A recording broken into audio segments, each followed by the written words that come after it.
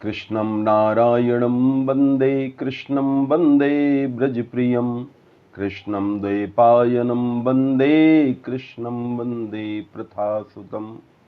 श्री गणेशाय नमः। जय श्री सीताराम। राधा माधव सरकार की जय। आज हम सब आने वाली ज्येष्ठ मास की शुक्ल पक्ष की एकादशी के बारे में चर्चा करेंगे। ज्येष्ठ मास की शुक्ल पक्ष की एकादशी का नाम भीमसेन एकादशी एवं निर्जला एकादशी है। भीमसेन एकादशी क्यों पड़ी? क्योंकि भीम के द्वारा ही प्रश्न करने पर व्यास जी ने इस प्रश्न का उत्तर दिया, इसलिए उनके नाम पर भी यह एकादशी मनाई जाती है। इस एकादशी के दिन व्रत रखने का विशेष पर्व है और जो व्यक्ति श्रद्धा भाव से पूर्ण विश्वास परम पिता परमेश्वर में रख करके यह व्रत करते हैं, उनको 25 एकादशियों का फल प्राप्त होता है। पूरे वर्ष में यह एकादशी ऐसी एकादशी है जिसको करने से समस्त एकादशियों का पूर्ण जीवन में प्राप्त होता है। और कितना भी व्यक्ति के अंदर पाप हो, अगर इस व्यक्ति श्रद्धापूर्वक करता है इस व्रत को, तो उसके समस्त प्रकार के पापों का नाश हो जाता है। तो एक बार ऐसा हुआ, भीम ने श्री व्यास जी से पूछा कि भगवान, परिवार के समस्त लोग व्रत करते हैं और मैं व्रत करता नहीं, और मेरे अंदर इतनी शक्ति नहीं है कि मैं व्रत कर सकूं, क्योंकि बगैर भोजन के मेरा जीवित रहना मुश्किल है।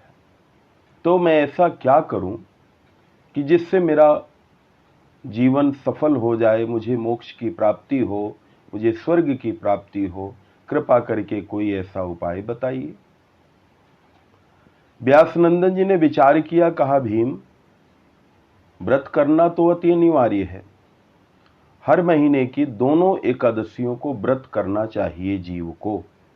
भीम ने कहा, यही तो मैं आपसे कहना चाहता हूं कि मैं वर्ष में एक व्रत कर सकता हूं। पूरे वर्ष में, एक वर्ष में 365 दिन होते हैं और उन 365 दिनों में सिर्फ एक दिन मैं प्रयास करूंगा व्रत रहने का।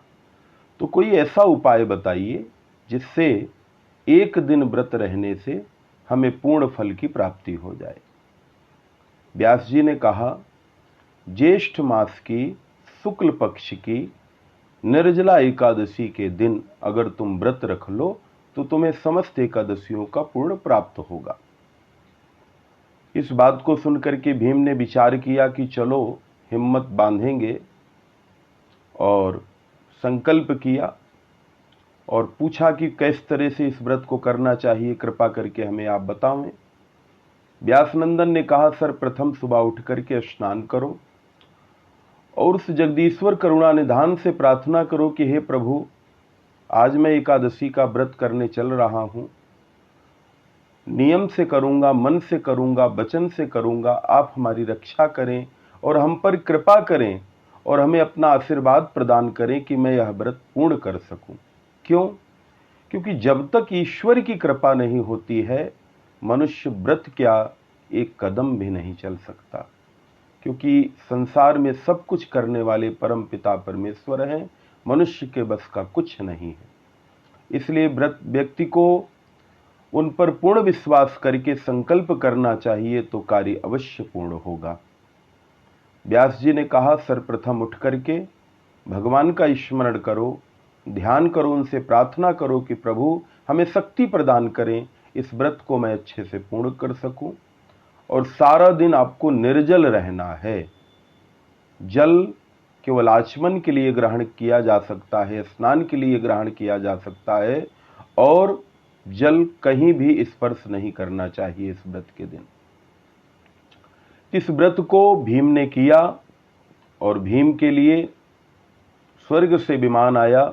जैसा कि आप सबको मालूम ही है, 5 पांडव स्वः शरीर विमान पर बैठ करके स्वर्ग को गए। तो इस व्रत का विशेष विधान है। इस दिन सभी व्यक्तियों को व्रत करना चाहिए और द्वादशी वाले दिन कोशिश करें सूर्य उदय के पश्चिम को दान करें। व्यवस्था अगर बन जाए तो किसी ब्राह्मण को भोजन अवश्य करावें। गौ को चारा डालें, गौ दान करें, गरीबों को दान करें। इतने कार्य करने से संपूर्ण एकादशियों का फल जीव को प्राप्त होता है। इसलिए यह व्रत बहुत महत्वपूर्ण है। सभी व्यक्तियों से, बंधुओं से निवेदन है इस व्रत को अवश्य करें। अब प्रश्न ये उठता है कि कुछ लोग कहते हैं कि मैं व्रत तो कर लूंगा लेकिन निर्जल नहीं कर सकता। तो तुलसीदास जी ने कहा है कि एक घड़ी आधी घड़ी आधों में बुनियाद, तुलसी संगत साधु के कटे कोटे अपराध। तो आप व्रत करें, कोशिश करें कि जैसे 2 टाइम 3 टाइम आप फलाहार लेते हैं तो एक ही टाइम लेने की कोशिश करें कि एक ही टाइम मैं फलाहार लूंगा, लेकिन व्रत को अवश्य करें तो कम से कम जीव को कुछ तो फल प्राप्त हो। इसलिए सभी से निवेदन है कि इस व्रत को सभी अवश्य करें और पुण्य के भागीदार बने। सभी एकादशियों का पुण्य व्यक्ति को मिले। जय श्री राधे, जय श्री श्याम। बोली एकादशी मैया की जय।